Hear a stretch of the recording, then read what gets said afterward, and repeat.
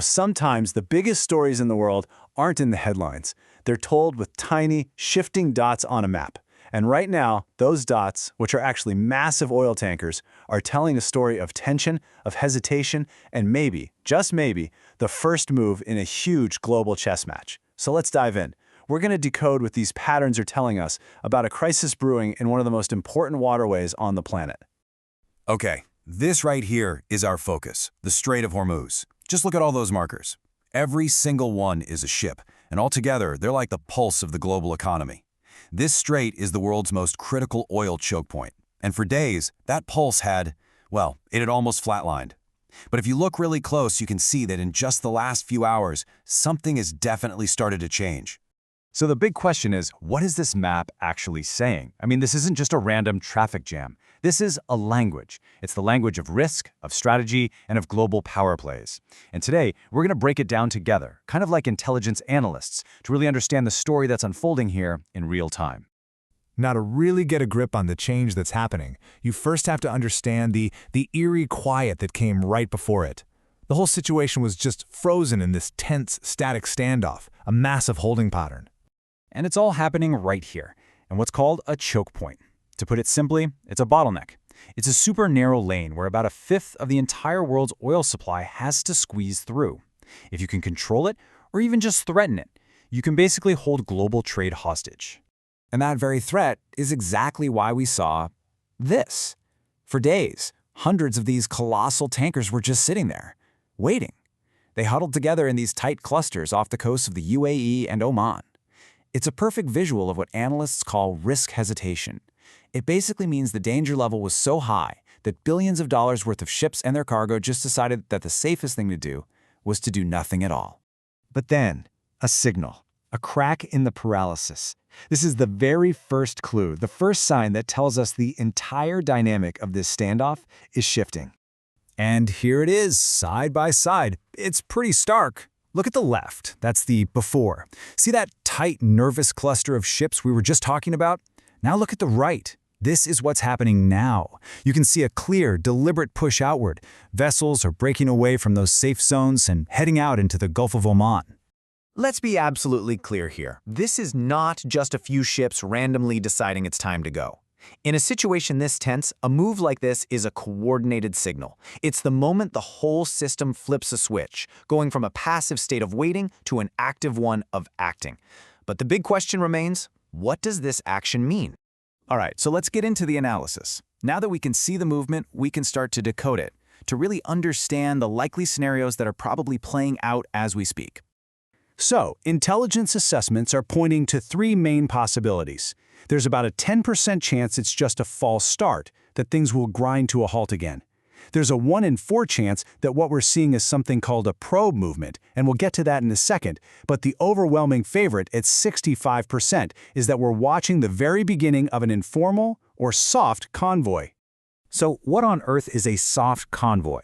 Well, don't picture a massive military escort with warships surrounding every tanker. It's way more subtle than that. Think of it as small groups of tankers starting to move together, probably hugging the Omani coastline through a route called the Southern Corridor, which is seen as less risky. Any protection they have is likely remote, drones overhead or naval ships watching from over the horizon, not a tight, visible formation. It's a way to provide security without making a big, aggressive military statement. Now, that brings us to that second most likely scenario, which is actually a really critical piece of this puzzle, the idea of sending out test runners. A probe movement is pretty much exactly what it sounds like. You would never send your most valuable, multi-million-dollar ship into a dangerous area first, right? Of course not.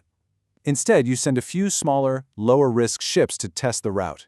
You're literally testing the waters, looking for any reaction and gathering live data on whether the route is safe before you commit the really important stuff. And this chart here shows us exactly who gets picked for this risky assignment. The top candidates, the 5-star recruits, are the MR or medium-range tankers. Think of these guys as the smaller, nimbler scouts of the fleet. Also very likely are the Aframax and LR or long-range tankers. They're kind of the mid-size workhorses. They all represent a calculated risk, valuable but not catastrophic if something goes wrong. And what will you absolutely, positively not see being used as a test runner? A VLCC, a very large crude carrier. These things are monsters. They're basically floating skyscrapers filled with oil, each one an economic asset worth hundreds of millions of dollars. These are the high-value targets you protect at all costs, not the ones you send out first to check for trouble. So how can you spot one of these for yourself? Here's a quick analyst's cheat sheet. First, look for a ship that leaves the main cluster early, often on its own or in a really small group. Second, watch its movement. It'll hold a steady course and speed, showing it has a clear destination. And third, and this is the real giveaway, it'll often have a lower draft. That means it's riding higher in the water, which suggests it's empty or in ballast. It's a lower-risk ship sent to clear the way for the others. Okay, so now that we know how to read what's happening on the map right now, we can start to look ahead. Here are the key signals, the things to watch for, that will tell us how this whole story is going to evolve over the next few critical hours and days. All right, so what are the green flags, the signs that things are actually getting better?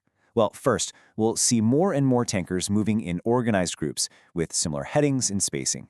Second, those big static clusters of waiting ships will start to shrink. And third, the whole traffic pattern will look less like a random mob and more like an orderly, organized flow of traffic. All of that signals that confidence is returning to the route.